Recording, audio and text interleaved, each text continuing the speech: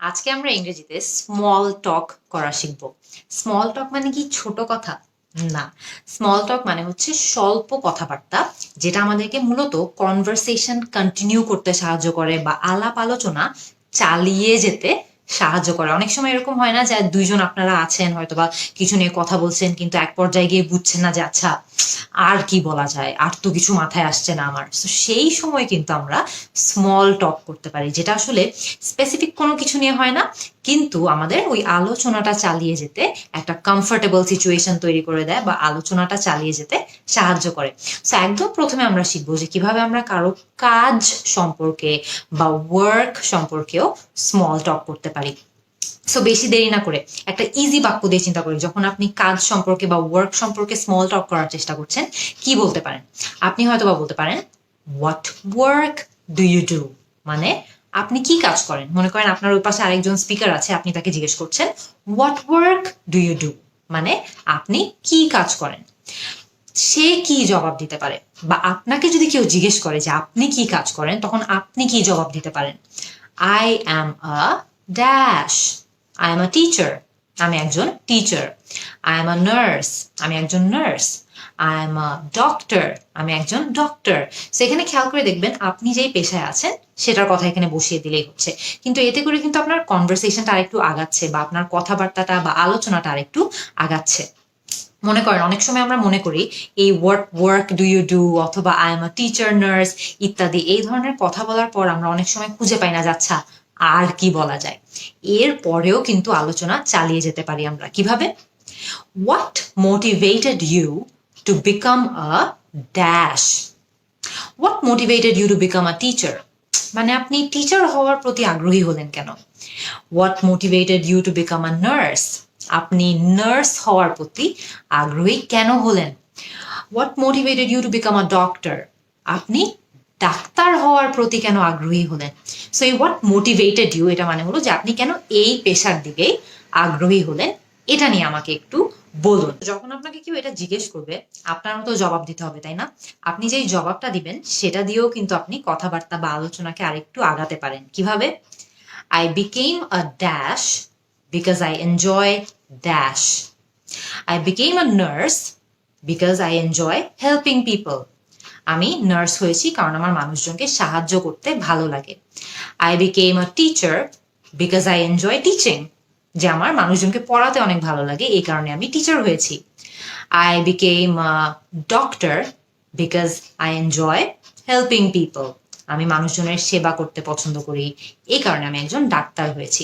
তো যখন আপনাকে কেউ এই প্রশ্নটা জিজ্ঞেস করবে যে আপনি কি কারণে একটা নির্দিষ্ট পেশার প্রতি হয়তো বা আগ্রহী হয়েছেন, তখন কিন্তু আপনি সহজেই এই বাক্যের স্ট্রাকচারটা ইউজ করতে পারেন যে I became a dash because I enjoy dash, যে আমি এটা হয়েছি কারণ আমার এই ধরনের কাজ করতে অনেক ভালো লাগে।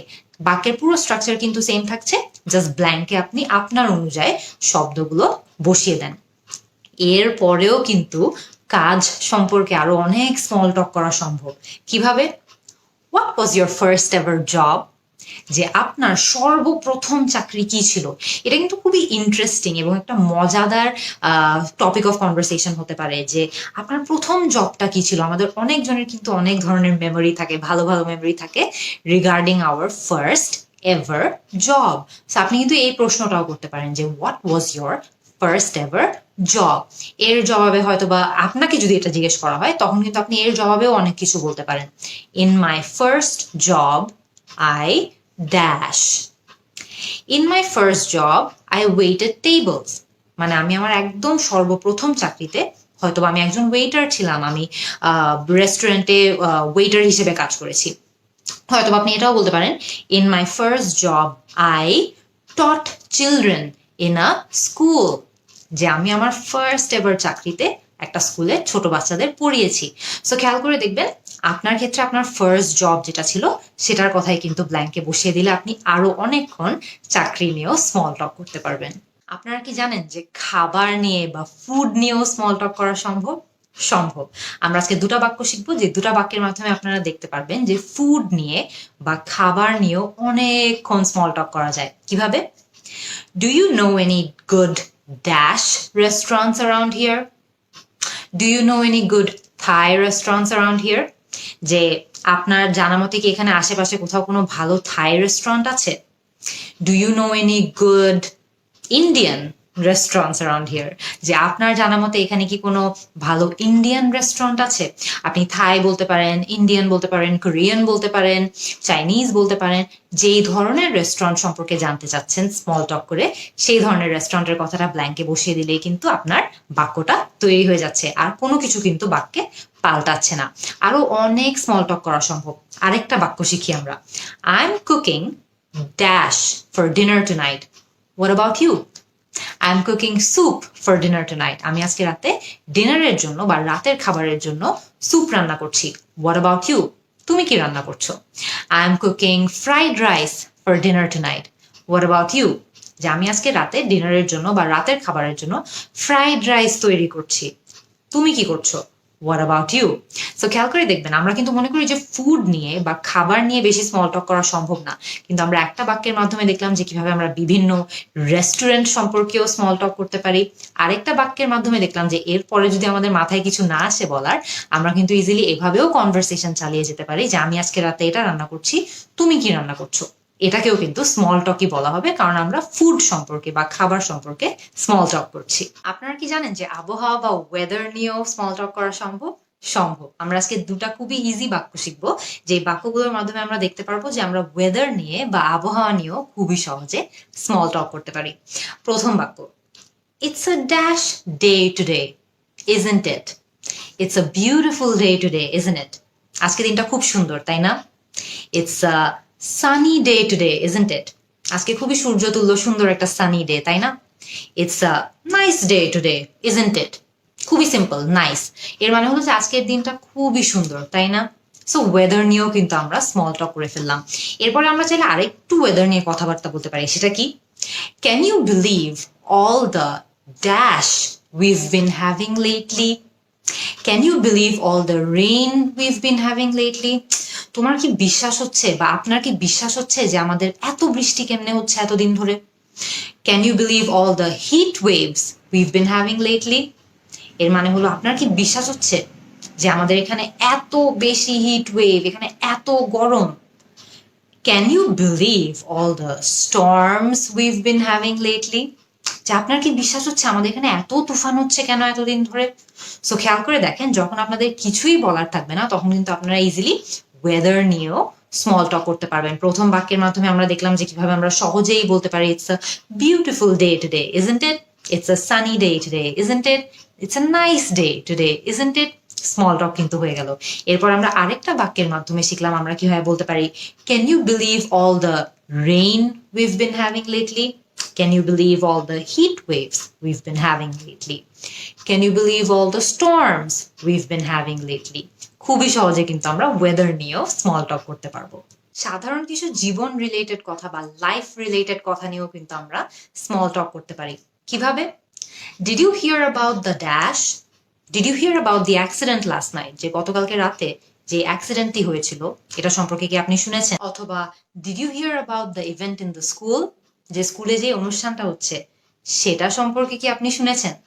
আরো অনেক স্মল টক করা সম্ভব, যেমন do you have any plans for the dash? Do you have any plans for the weekend? যে উইকেন্ড আসছে এই উইকেন্ডের জন্য কি আপনার কোনো প্ল্যানস আছে? Do you have any plans for the holidays? Do you have any plans for the vacation? Do you have any plans for the break? সবগুলোরই অর্থ হলো এই যে ছুটি আসছে কয়েকদিন পরে, এটা নিয়ে কি আপনার কোনো প্ল্যানস আছে? আরো একটা বাক্য আছে, what do you like to do in your dash time? What do you like to do in your free time? যে আপনার যে ফ্রি টাইমটা আছে, অবসর সময়টা আছে, এই সময়টাতে আপনি কি করতে পছন্দ করেন? What do you like to do in your leisure time?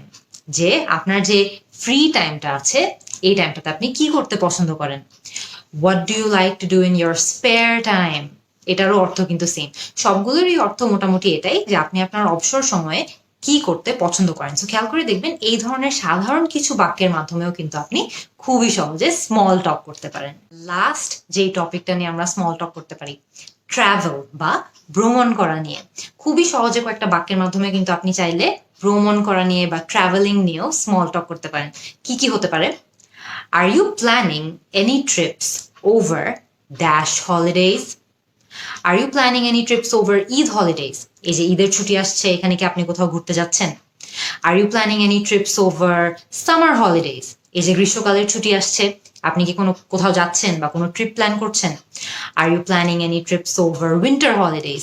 শীতকালের যে ছুটি আসছে, আপনি কি এই ছুটিতে কোথাও যাচ্ছেন ঘুরতে?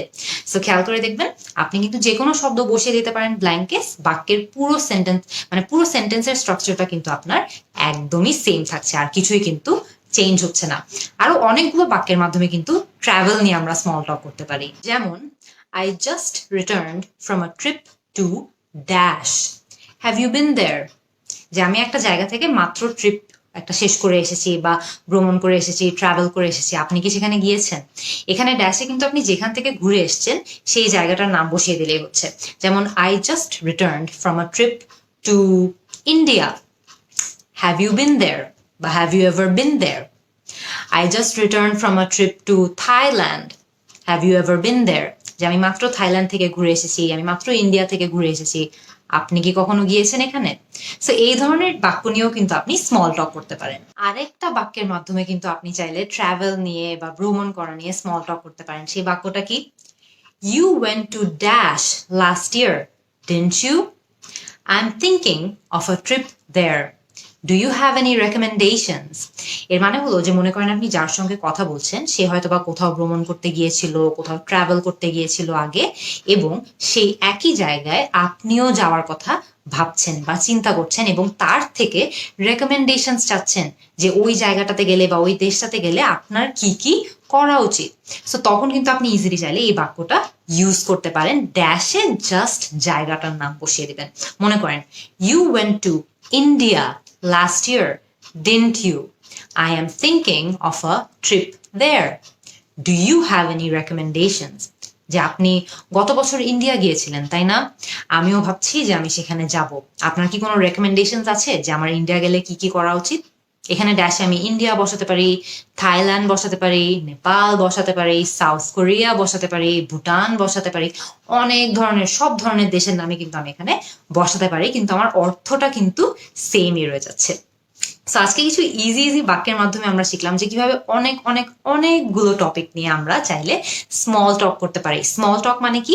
এমন এমন কিছু বাক্য, এমন এমন কিছু কথাবার্তা যেগুলো আমাদেরকে আলোচনা বা কথাবার্তা চালিয়ে যেতে সাহায্য করে যখন আমরা অন্য কোনো কিছু নিয়ে কথা বলার হয়তো বা খুঁজে পাই না। আপনারা আমাকে কমেন্ট সেকশনে জানান তো আর কি কি জিনিস নিয়ে আপনারা সাধারণত স্মল টক করেন। আমি আপনাদের সবার অ্যান্সারের অপেক্ষায় থাকবো। See you in the next class.